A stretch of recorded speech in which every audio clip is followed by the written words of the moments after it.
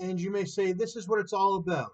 You know, a lovely man taking a woman for a walk. And I'm sure this woman would argue with me that she loves this man. And I'm sure she does. And it's none of my business to her relationship with this man here. And I don't have anything to do with this, but it warms my heart to see a young man take care of a woman like that, especially being separate races or whatnot, looking different as humans. But at the same time, what goes on with me is none of their business as well. And what I think behind my closed door, as long as it's not very bad where it's going to harm somebody or whatnot, um, then it's my business. It's not their business. Like, but there's been cases where these people might try to intrude on me and make it purposely make it a thing where they push it upon somebody just because I might not want to show like a crazy amount of approval for their relationship. I just don't care. I have my own business to attend to. It has nothing to do with anything else. And to do that to me, because I have other business to attend to, as many men do, we are together now and then we may not be together later. We separate, we go our own way as men. Sometimes we have wife, sometimes we do not have wife. Sometimes you have no wife as a kid. I mean, I'm sorry, as a man. Have no wife. Sometimes you have no wife as a kid. Sometimes you have no wife as a teen or whatever. Sometimes as a young adult. Sometimes as a full blown man. Sometimes you get older and find a woman. Sometimes you don't ever have a woman your entire life. And vice versa. Okay. Some people, like, they have a desire to have a woman, but then at the same time, they don't. So everybody's different. Some people have never met that specific woman. Maybe they have. That woman just wasn't interested in them as much as you were interested in that woman. Maybe there just wasn't enough women. Maybe there just wasn't enough men that fit each other's category. Maybe everybody's interested in money and time is just going to go by like that. And maybe we just don't have enough money to be together. Maybe I'd love to bring somebody with me, but guess what? That person lives hundreds of miles or thousands of miles away, and I would have to pay for their airfare, and then I'd have to get food for them or me, and then I'd have, so it's a thing that's very costly. So usually you get more serious as you get older, but some people are very lucky and they team up when they're younger. Uh, like some of the high school sweethearts is what they call them, and I always, well, at the time, I just was thinking about money so much and becoming successful. Uh, I didn't want a high school sweetheart. I didn't even understand why anybody would want it. I was like, I used to think, like, why would anybody want to be with somebody for so long? You know, that same girl. I was always like, I think what it was when I was younger, I was big into like all these different women. I was watching pornography. Somebody else said something about that before. I think Billie Eilish or something. Is how it ruins a lot of your life to a certain extent. Like, well, it does because you could have had a greater love life and all the aroma and the tastes and the feelings you get from a real relationship, but by doing it through pornography, uh, are just releasing and sort of like cheating on these other people that you meet in your life.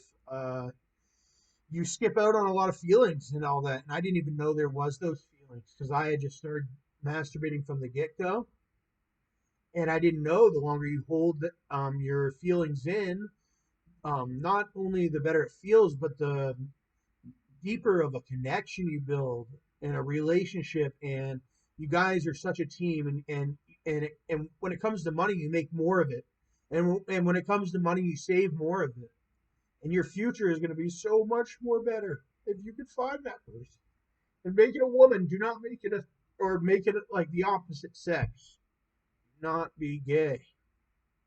And I think everybody can be gay and everybody can be straight. It depends on what your environment is. If you're watching that pornography, it's going to get it out of you. Anybody will have sex with a woman and love a woman as a man.